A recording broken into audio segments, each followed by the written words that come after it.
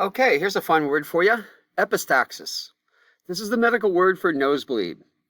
So it's often thought that it's a good idea when one has a nosebleed to tilt the head back and stop the bleeding. That is really a bad idea. We don't encourage that. Proper technique to control an epistaxis is seen here in this image in the middle and on the far right. So you want to have your patient sitting most likely. And the reason for that, you're going to ask them to lean forward. You don't want to take a patient who's standing, who probably already has trauma to the face, or at least a nosebleed, and have them stand with their head down, eyes closed, leaning forward. The chances of them falling forward onto their face again are pretty strong. So I would have them sit. If you go up and you palpate the nasal bones right at the bridge of the nose and you slide down just a little bit, you'll feel a soft tissue of cartilage. You want to pinch there and have them lean forward. Now, between you and me, it's going to take about somewhere between 6 and 45 seconds for that bleeding to stop. The rule of thumb I've always used in clinical medicine is I tell them to wait for 6 minutes, no peeking. The reason for that is they will pinch it off, they'll wait a few seconds, and they'll say, is it still bleeding? Is it still bleeding? Is it still bleeding? And they'll repeat that process. And of course, every time they let go of it, it breaks the scab and it continues to bleed. So I tell them, sit there, hold that for 6 minutes. Usually after 3 or 4 minutes, we'll check and they're usually fine. So there's a little bit of clinical advice for you if you're ever in that situation. And epistaxis is our word, and it means nosebleed. I told you before I would be using the word pathology a lot this semester because it's what we use in medicine to describe a disease state. So we might as well learn a little bit about that. Patho is the combining form we're interested in here, which means disease. A pathogen is a disease-producing agent, a microorganism. COVID-19 is a pathogen. And COVID-19 is also pathogenic. It means it's capable of causing disease.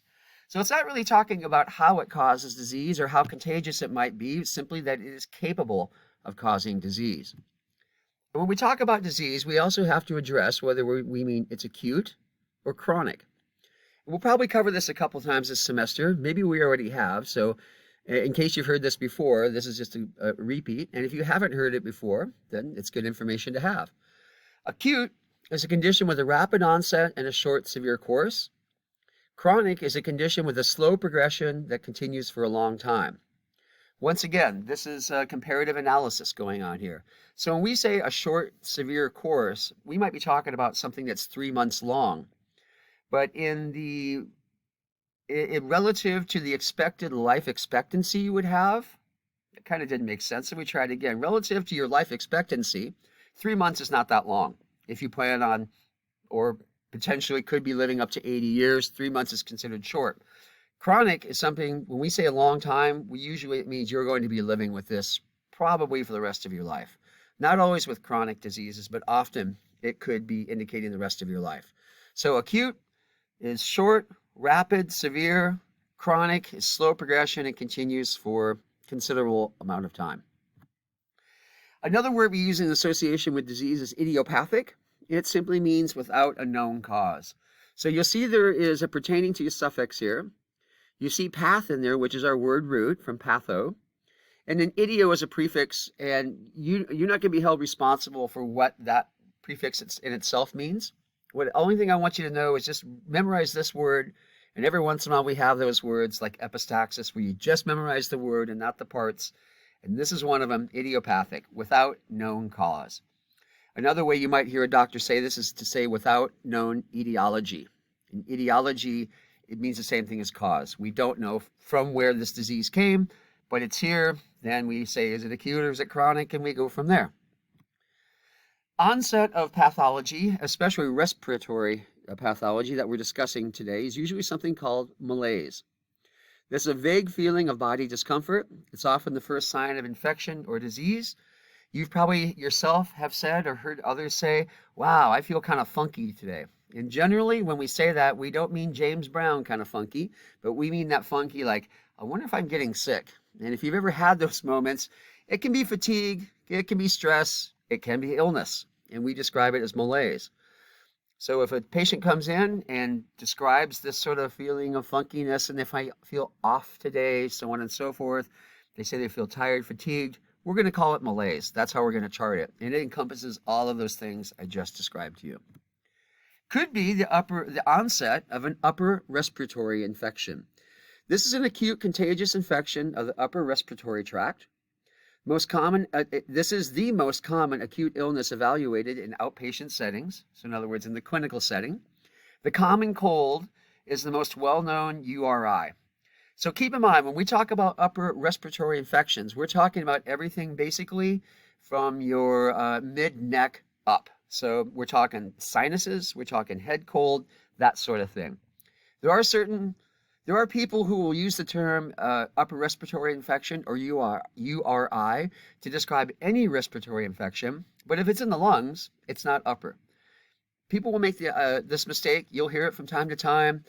You'll know by the way they describe the symptoms and the way they present what they really mean. They might say they have a URI, and you're looking at them thinking, you know, this sounds like pneumonia, which would be an LRI, lower respiratory infection. But getting back to the cold, it is the most commonly known URI, and of course we can pass them around very quickly. And in case you didn't realize it, the common cold is a form of coronavirus that's been around with us for a long time.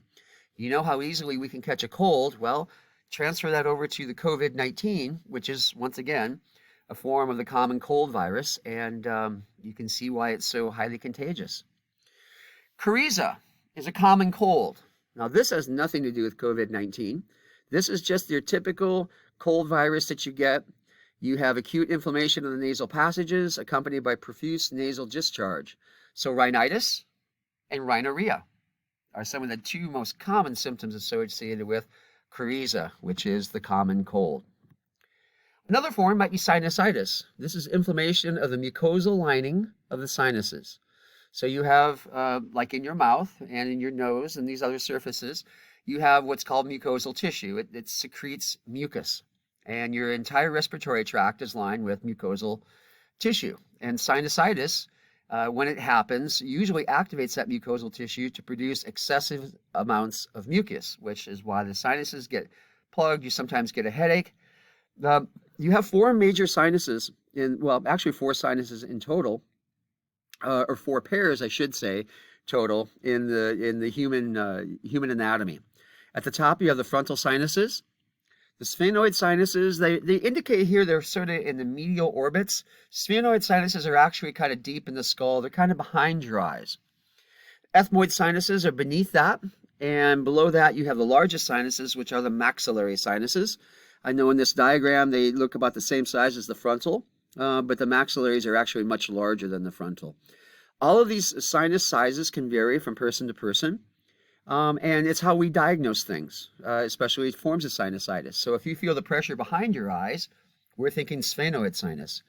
If you're talking about pain right up here in the nose, probably the ethmoid are infected. Frontal sinuses will give you that headache right above the orbits of your eye, right above the superciliary ridge, and that kind of medial aspect. And maxillary, that's when you feel that heat and pressure on the face and beneath the cheekbones. Those are different forms of sinusitis.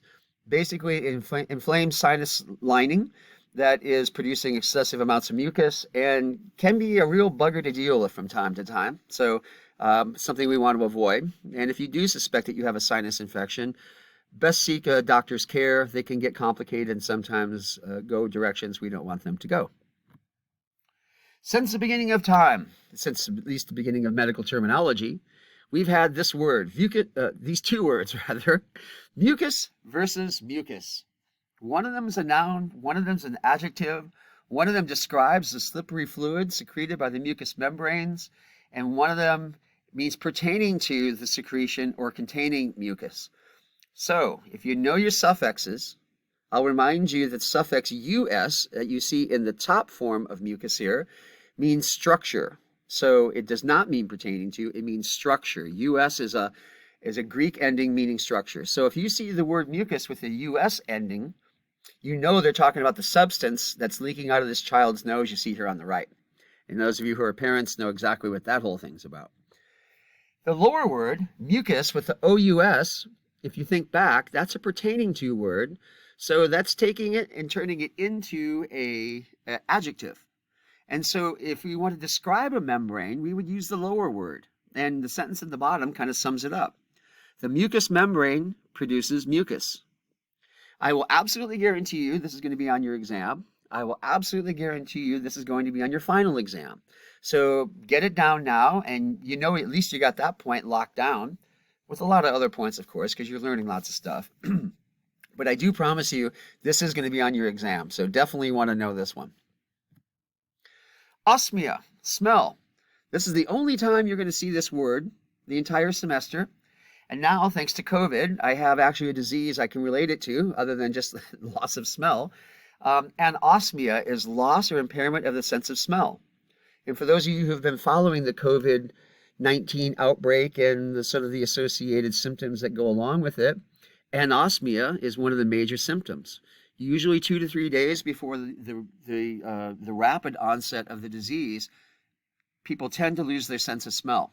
I relate it to probably have it affecting the sinuses somehow, but it might be affecting part of the brain, the part of the brain that controls the sense of smell.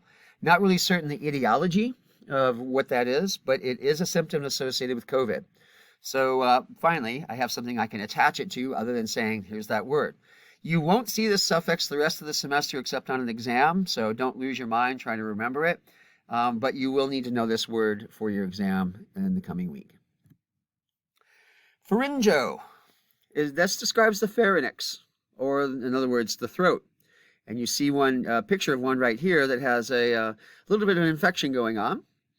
Pharyngeal means pertaining to the pharynx.